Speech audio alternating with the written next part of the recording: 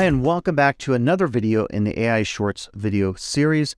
We're focused on forms of artificial intelligence with a unique emphasis on how you can use some of these tools, particularly the free tools, in your faculty professional life. So today we're looking at AI images, and one of the things to let you know here is there are so many different sites out there ranging from Stable Diffusion to DALL-E to Midjourney and many other sites that all produce incredible AI imagery. PowerPoint will be coming out with this shortly, as the entire Microsoft Office suite will. Canva, the free online program, has AI built in, so you can do this right now for free. I want to warn you a little bit that some of these sites take a little bit of learning just in terms of the prompts. And if you watch my 3 longer videos on artificial intelligence, there's a whole segment you can watch in there about how to write prompts. The prompts sometimes are proprietary, meaning they differ from one website to the other. So prompts that work on DALL-E may not work on Stable Diffusion or Midjourney. That being said, on any of those sites, if you type in a descriptive word, if you type in the word pen, all of those sites, assuming it knows what word that is, will produce an image of a pen. But it just depends on when you get into stylistic stuff, like if you want it to look like an expressionist or impressionist painting, then you have to know some terminology. So we're going to jump on here. I'll show you some of the main sites to produce AI images. If you want longer versions of this and more in-depth knowledge, you can always check out my 3 videos that focus on the entirety of AI and education. But let's look at some image examples now. All right, so to get started with AI images, the first thing to say is that it's pretty involved, and it's involved at a lot of different levels. One is you have to figure out what AI image site to use. I recommend you just go onto Google or even ask ChatGPT, what is your recommendation for the best AI image sites? There are many out there. Many of them are not free. Many of them are credit-based. So you have to think about this when you sign up. How many images do you want a month? Many also might take you to another technology or app. For example, Discord, a server that you have to use in order to generate images. But what's pretty cool about this is when you get going, these are some images I generated of Tahoe, and I put in prompts like, and we'll get into prompts in a second, a rainy day in Lake Tahoe, and you could see some of the examples here. And I think a lot of these are quite good. I mean, this doesn't look like Tahoe per se, but this does look like the Sierra Nevadas. And a lot of my images have been, well, weather related, because the weather's been so extreme here in 2022, 2023.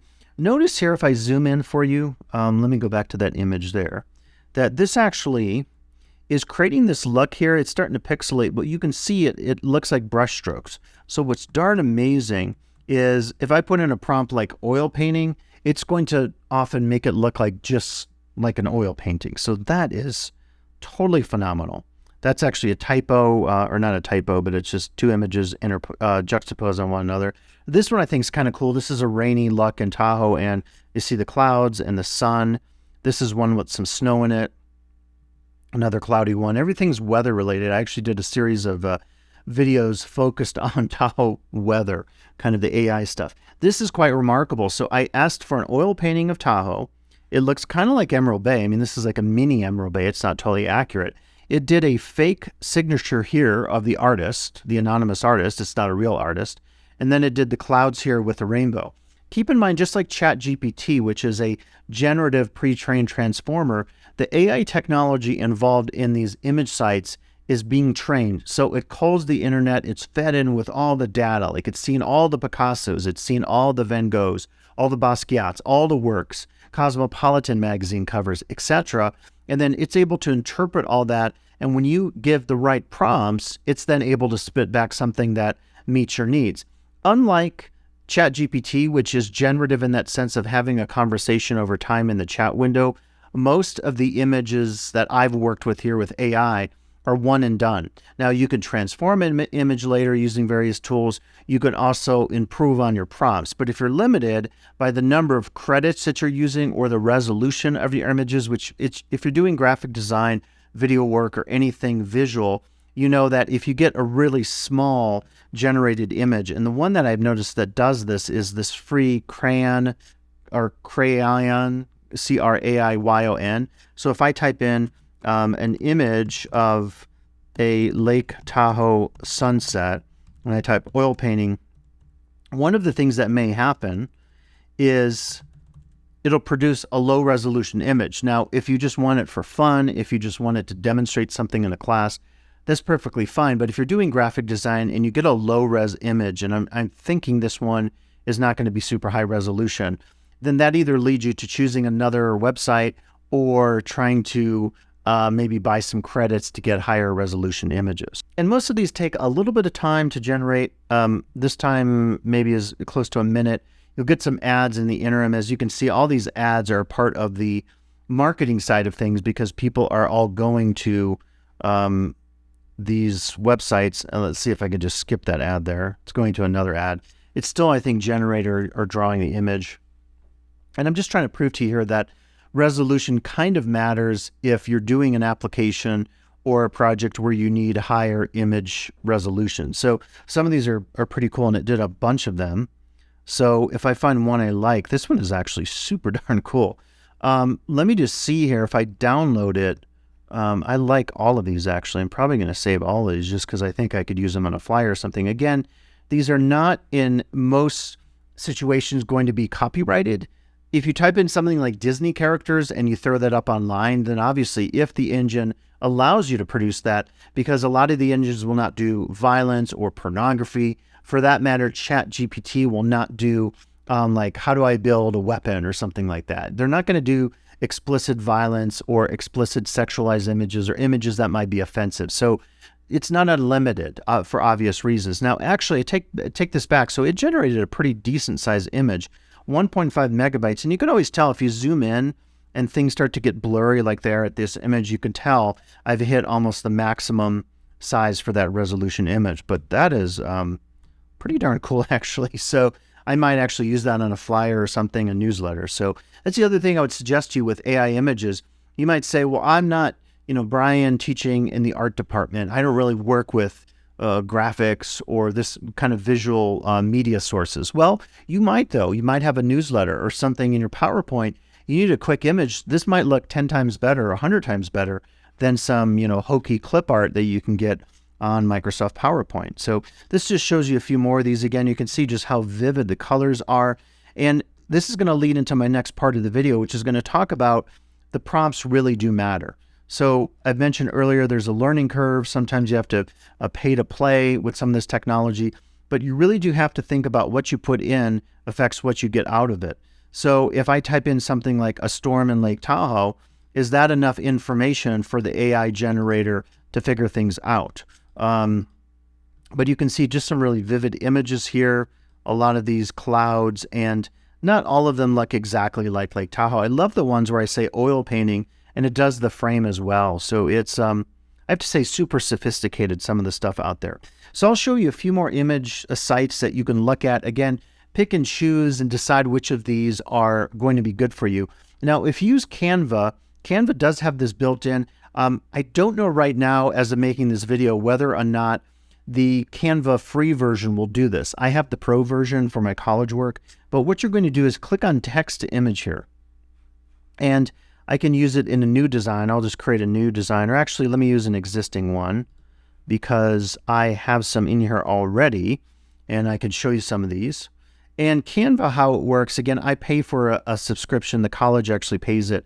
And what happens is it gives you a certain number of images per day. And then after that, it says you've used your credits for the day. You have to wait 24 hours.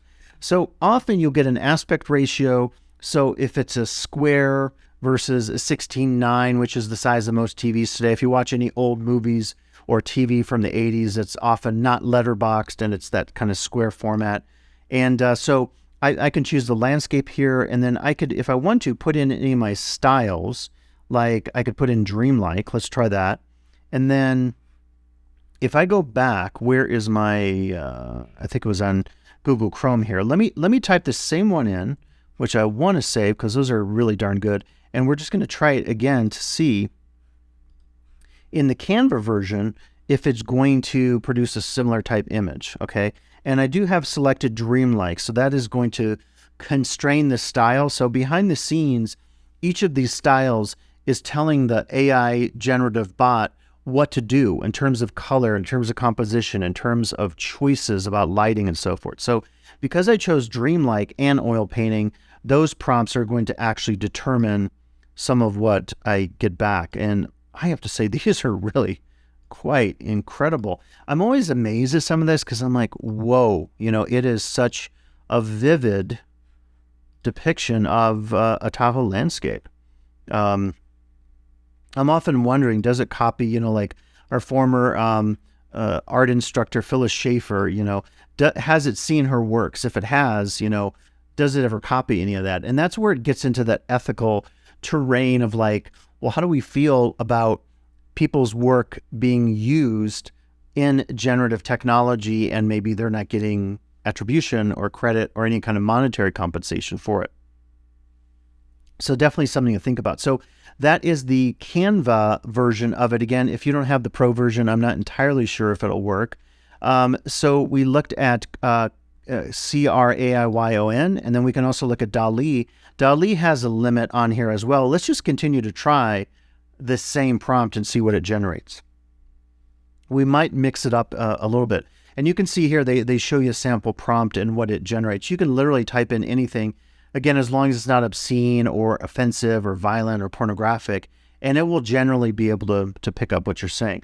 Yeah, these are okay. They're actually not as good as I think the previous ones. And if I download, my guess is this is maybe the one I'm thinking of, DALL-E, based on, a little bit or riff on Salvador Dali. No, it's actually pretty good. It's 2.1 megs. So you could compare the Craiyon with, can't say that, with DALL-E and see quite a bit different. But this one almost has a watercolor look to it.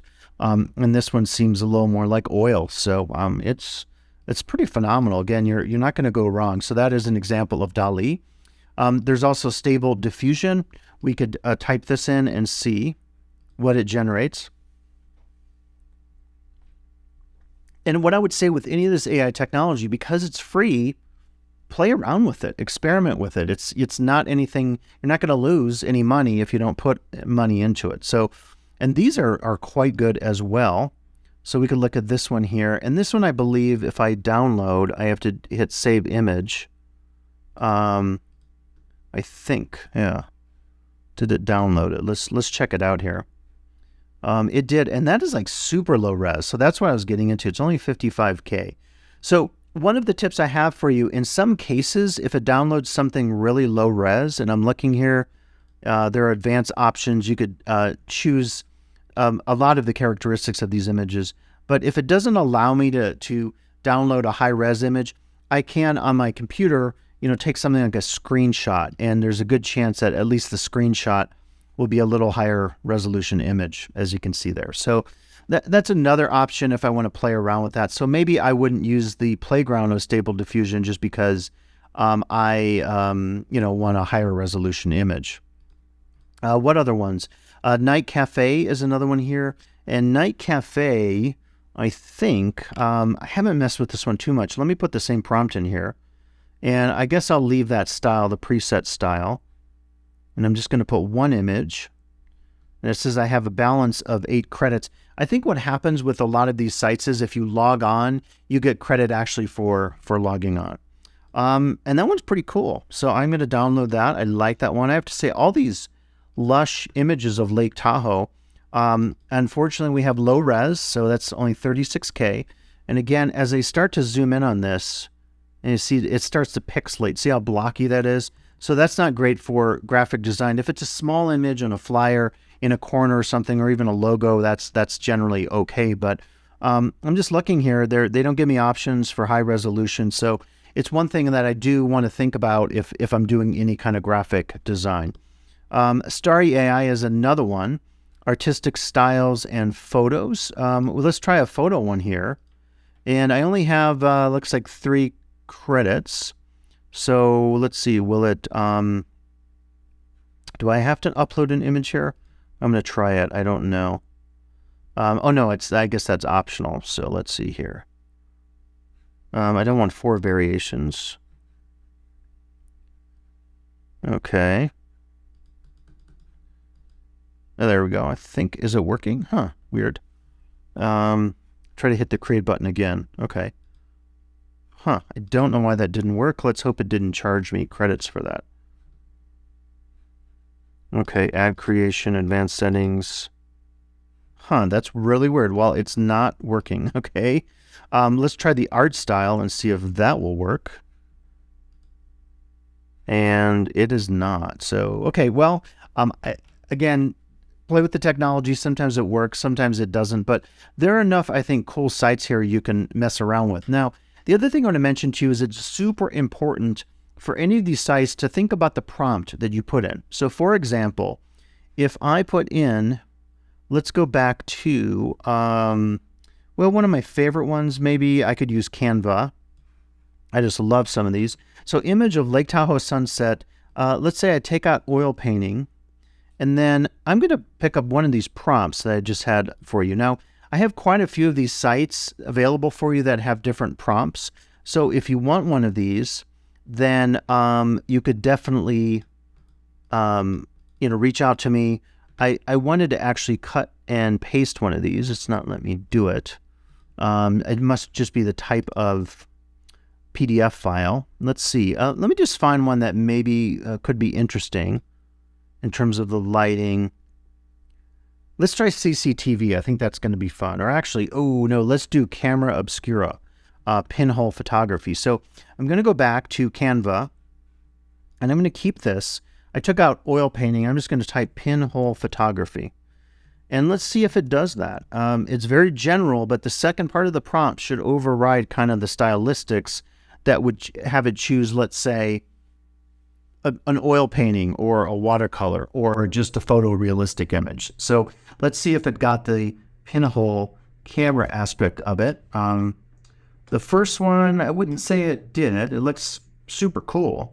It has kind of like a future wave look to it, or a synth wave, whatever you call that.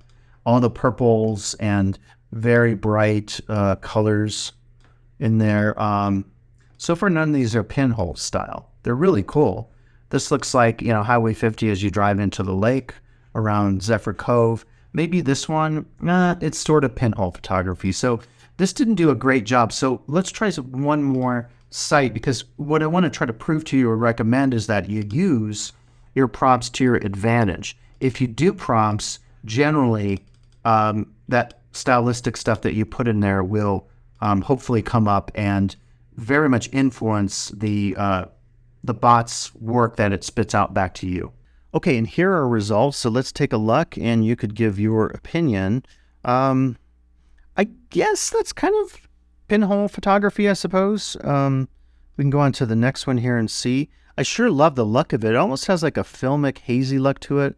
This one looks almost like kind of sci-fi, the background. So this one definitely looks photorealistic, doesn't it? That looks like Lake Tahoe. So again, you can continue to experiment with stuff. Maybe I could try one more. I'm kind of interested in an image of a Lake Tahoe sunset. Let's leave that in there. On the beach is an insect. And let's do macro lens. I don't know if this will work. Is it going to show both kind of the lake? How is it going to show the macro? So let's just try that out. Again, what I recommend is if you get started with this, you want to go to some of these prompt books, and some of them are so detailed. So they will tell you film types. They will tell you these hacks like the TV show Frasier, the Netflix show Stranger Things. So it's going to match things like composition. It's going to match things like the color grading, which is how the folks that do grading set up, the background, what it looks like in terms of the types of colors, the hues, all that kind of stuff. So you could also take famous photographers. You could take famous artists like Picasso. So in a second here, I can do the Cubist version of our test image that we're doing here of the Lake Tahoe sunset. Okay, and here is our output. So did it do the macro? It looks like it did. So that is definitely looking like, yeah, that's a macro lens. So it's still showing me the beach and then showing me the insect. That is a weird looking insect, but I love the Lake Tahoe sunset there. That one doesn't seem to have the insect, but it looks pretty cool. This is kind of an effect here almost with the out of focus, the 4 in the background. That insect doesn't make any sense to me. That one's cool. I love the kind of blurry depth effect there. I don't see the insect on that one. Don't see it on that one. That one's super cool. So it's getting pretty cool. Like these are pebbles on the beach or sand or something of that nature.